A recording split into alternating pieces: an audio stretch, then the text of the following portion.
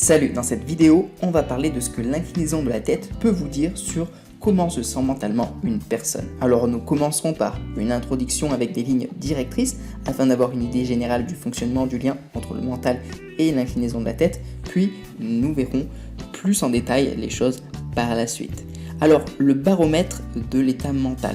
La position de la tête est l'un des indices de l'humeur et de l'attitude les plus fiables dans le langage corporel.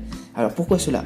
Parce qu'il y a une corrélation directe entre ce que nous ressentons et l'inclinaison de la tête. La manière dont nous voyons le monde autour de nous est affectée par l'angle dans lequel nous le regardons. C'est pourquoi les personnes heureuses ou confiantes garderont la tête haute, contrairement aux personnes déprimées qui succomberont et fourniront moins d'efforts pour la sentir. Contrairement aux personnes déprimées qui succomberont et fourniront moins d'efforts pour la retenir.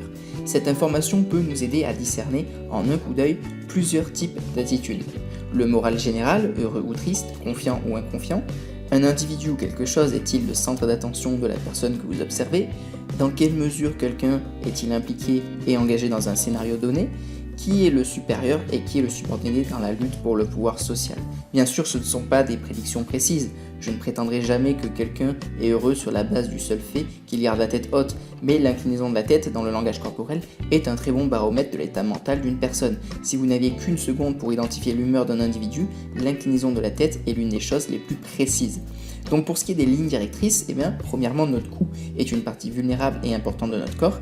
Il tient notre tête et lui fournit le courant sanguin vital à travers les artères carotides. C'est la raison pour laquelle nous cachons instinctivement notre cou lorsque nous nous sentons vulnérables, physiquement ou émotionnellement, et le montrons avec fierté lorsque nous nous sentons en sécurité ou lorsque nous essayons d'impressionner quelqu'un. Deuxièmement, en général, plus l'inclinaison de la tête ira vers le haut, plus la confiance de la personne sera élevée, c'est-à-dire plus elle se sentira forte et à l'aise. Troisièmement, l'inclinaison de la tête indique la direction dans laquelle une personne désire aller. Et quatrièmement, nous avons tendance à garder la tête droite, l'inclinaison de cette dernière peut donc révéler un certain intérêt. Avec ces informations à l'esprit, vous comprenez peut-être déjà mieux les principes de base de l'inclinaison de la tête dans le langage corporel. Maintenant, il est temps de peaufiner cela avec quelques exemples. Nous allons commencer par examiner l'inclinaison de la tête vers le haut et nous descendrons graduellement vers l'inclinaison de la tête vers le bas. Je ferai de mon mieux pour donner des informations concrètes et solides que vous pourrez utiliser pour interpréter le langage corporel d'autrui. Donc premièrement, regardez le ciel. Garder la tête haute en regardant en direction du ciel est généralement associé à un sentiment de bien-être et à une introspection positive. Exemple, relaxation, rêverie, observation des étoiles, extase, etc.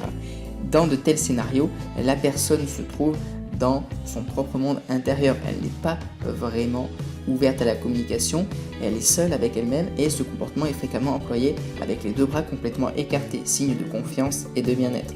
Une autre explication courante est que cela peut être un état contemplatif, en pensant à de nouvelles idées ou en réfléchissant à des événements positifs. Vous l'aurez compris, c'est un signal de grand bien-être, mais quand il s'agit de communication et de liaison avec les autres, ce comportement est adapté seulement lorsque le reste du groupe est dans le même état d'esprit. Sinon, le rêveur peut donner le sentiment de se retirer de l'interaction ou même de sembler indifférent à ce qu'il se passe. Ensuite, on a le regard de haut. La tête est inclinée en arrière, le menton en avant. Ce geste est souvent associé à l'aristocratie et à un sentiment de domination et de supériorité. Vous voyez de quoi je veux parler, une position de tête snob et arrogante qui crie presque « je suis supérieur à toi ». C'est un signal arrogant et dédaigneux qui est souvent combiné avec un regard de supériorité sur le visage.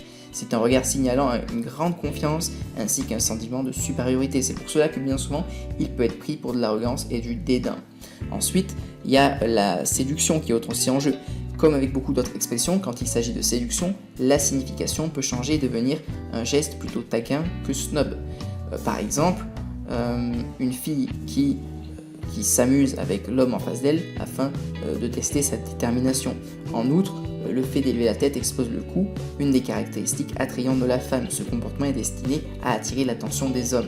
Donc vous souhaitez en savoir plus sur les comportements non verbaux de séduction, je vous invite à aller voir des vidéos sur la chaîne YouTube qui sont spécifiques à ce sujet et dans lesquelles vous trouverez bien plus d'informations. Ensuite, ça peut servir à cacher l'insécurité. Garder la tête haute peut également être un moyen de dissimuler l'insécurité ou de cacher des blessures sentimentales. C'est comme dire non verbalement, vous ne m'avez pas blessé du tout, je garde mon sang-froid. Si vous avez dit quelque chose d'offensant et que l'autre personne lève la tête et se détourne, vous pouvez être sûr que vous l'avez blessé plus qu'il ne voudra le montrer, alors faites attention. Alors il ne faut pas confondre ça avec le signe rapide de la tête qui est un geste de salutation bien évidemment. Ensuite, on a la position neutre. C'est la position la plus impartiale et basique de notre tête. Lorsque vous tenez votre tête de cette façon, vous êtes sur un pied d'égalité avec la personne à qui vous parlez. Vous ne vous sentez pas supérieur ou soumis à son égard. La plupart des interactions que nous avons au quotidien se font comme cela. La position de tête neutre est souvent une projection de confiance, mais dans les connotations négatives snob, car vous êtes au même niveau que vos interlocuteurs. Vous ne vous soumettez pas ou ne tentez pas de les dominer. Mais puisque nous ne sommes pas des robots, nous ne restons jamais trop longtemps avec une même position. Nous bougeons et inclinons notre tête quasiment tout le temps. Ensuite, il y a le regard puissant. Cela implique une tête immobile avec un puissant regard glacial, le regard direct et intransigeant avec une tête fixe et immobile qui crée instantanément un sentiment de gêne pour quiconque est scruté de cette façon. Tel celui d'un chasseur ayant repéré sa proie, ce regard indique plutôt le jugement et l'interrogation. Ce regard puissant est très utile quand vous voulez empêcher quelqu'un de parler, étant donné que le locuteur commencera à reconnaître votre manque d'implication ou même votre attitude hostile, il essaiera de vous cajoler inconsciemment pour être d'accord avec vous en bougeant sa propre tête, parce que nous avons tendance à imiter les autres quand nous sommes en rapport avec eux, ou il va essayer de vous poser des questions pour avoir une idée de ce que vous ressentez. Après tout, c'est très frustrant d'essayer de se connecter avec quelqu'un qui garde une tête immobile et un visage comme celui-ci. En revanche, c'est l'une des pires choses que vous pouvez faire si le rapport et l'empathie sont vos objectifs. Aussi, soyez prudent avec la personne avec qui vous l'utilisez. Commencez un concours de regard avec des individus entre guillemets dangereux ou un peu agressifs, ou bien avec un supérieur hiérarchique peut souvent conduire à des résultats malheureux. Ensuite, on a l'inclinaison de la tête vers le bas. Cette position a beaucoup d'interprétations, la plupart d'entre elles tournent autour des sentiments négatifs ou d'une faible estime de soi. Examinons chacun de ces comportements individuellement pour avoir une meilleure compréhension. Premièrement, on a la position défensive, le front penche un peu en avant, les yeux rétrécissent et donne un regard méfiant. Lorsque la tête est inclinée vers le bas, elle protège le cou et prépare le corps à un impact frontal, comme un taureau inclinant ses cornes se préparant à la charge. C'est une mauvaise idée d'entamer les négociations avec quelqu'un qui maintient son corps sur la défensive, car il sera compliqué d'ouvrir son corps et par conséquent son esprit. Ensuite, on a la contemplation. Tout comme regarder vers le haut nous envoie dans un état contemplatif, regarder vers le bas a le même effet introspectif, mais généralement avec une connotation plus négative. La résolution de problèmes, les soucis et la tristesse générale sont souvent associés à une inclinaison de la tête. Ensuite, on a la soumission. Incliner la tête vers le bas peut être un signe de respect et de soumission. C'est plus commun dans les cultures de l'Est ou du Sud de l'Amérique, dans lesquelles il peut être impoli d'avoir un contact visuel direct, et donc par conséquent, les gens pourraient baisser la tête et regarder la zone du cou à la place. Et de plus, il y a souvent une corrélation entre le statut et le degré d'abaissement. Lorsque l'on souhaite la bienvenue à quelqu'un de statut social différent, eh bien, c'est un comportement qui peut arriver. Plus le statut est élevé, plus l'arc est bas, généralement.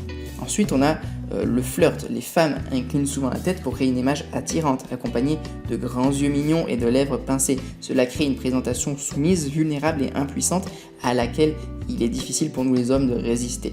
Ce comportement attire de forts sentiments protecteurs, paternels et maternels. Et puis on a le regard vers le sol. L'image qui me vient à l'esprit est celle d'un enfant réprimandé qui écoute ses parents le gronder. Dans cette posture, vous désactivez votre côté de la conversation, vous évitez le contact visuel et cachez votre visage. Naturellement, cela se produit lorsque nous faisons face à une rencontre indésirable. Incliner la tête de cette façon apparaît plus souvent chez les enfants que chez les hommes adultes, mais il est également évident chez les individus timides et soumis. Un autre exemple, les gens qui souhaitent éviter les supplications des mendiants dans la rue ont tendance à incliner la tête lorsqu'ils marchent et détournent le regard, comme s'ils ne les voyaient pas. Et il est beaucoup plus difficile d'éviter le mendiant si vous établissez un contact visuel et le reconnaissez comme une personne, car alors vous vous sentez obligé d'interagir et de l'aider. Alors l'inclinaison de la tête peut-elle indiquer la tromperie? Cela peut arriver parce que lorsque nous disons quelque chose d'embarrassant ou pas tout à fait vrai, l'attention du mensonge peut nous forcer à regarder en bas ou au loin. Ce n'est pas très commun parce que la plupart d'entre nous comprennent que cela peut nous trahir, mais cela arrive quand même, surtout chez les enfants. D'autres comportements pacifiants comme se frotter le cou ou les yeux peuvent renforcer ces soupçons, mais ce n'est pas forcément un signe de mensonge non plus. Si vous voulez en savoir plus sur la détection de mensonges, je vous invite à aller voir la vidéo que j'ai fait spécifiquement sur ce sujet que vous trouverez sur ma chaîne. Alors que retenir de cette vidéo? Dans cette vidéo, j'ai voulu approfondir votre compréhension des différentes façons dont nous positionnons notre tête et comment elles peuvent refléter notre monde intérieur ou notre statut social. Certes, j'ai fait des exemples quelque peu arbitraires concernant les différentes positions de la tête, car nous restons rarement dans une position pendant longtemps, mais au moins, maintenant, vous avez des points de référence sur lesquels vous pouvez compter. Ces encres font allusion à ce qui se passe à l'intérieur de la tête des personnes que vous observez. C'est un outil, adaptez-le à vos besoins et à vos observations. Donc voilà pour cette vidéo, je vous remercie de l'avoir suivi. En complément, je vous invite à vous procurer et à télécharger la formation offerte qui est dans la description. C'est une formation dans laquelle je vous explique comment décoder de manière fiable et efficace le langage corporel. Donc si vous désirez connaître les pensées, émotions et intentions des personnes autour de vous, je vous invite à vous la procurer, c'est dans la description. C'est pour vous, c'est cadeau, c'est complètement offert. Donc ne vous gênez pas, allez-y. Je vous invite également à vous abonner à la chaîne YouTube, à laisser un petit pouce bleu, un commentaire, partager cette vidéo si elle vous a plu, ça fait plaisir, ça m'aide à développer la chaîne. Et puis moi, je vous dis à la prochaine vidéo, ciao.